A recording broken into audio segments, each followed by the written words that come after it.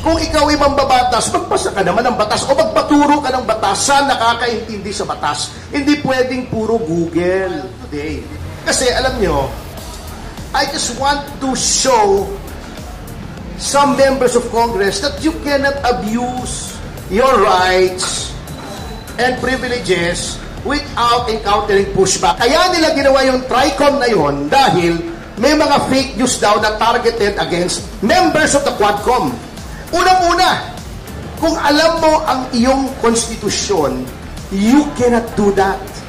You cannot start legislation for the benefit of a particular class of people. That is class legislation that is prohibited under the Constitution.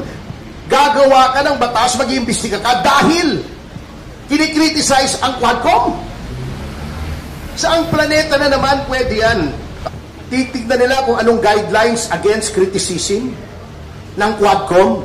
That is prior restraint that is also prohibited under the Constitution. Nga sinasabi ko, kung ikaw ay mambabatas, magpasa ka naman ng batas o magpaturo ka ng batas sa nakakaintindi sa batas. Hindi pwedeng puro Google.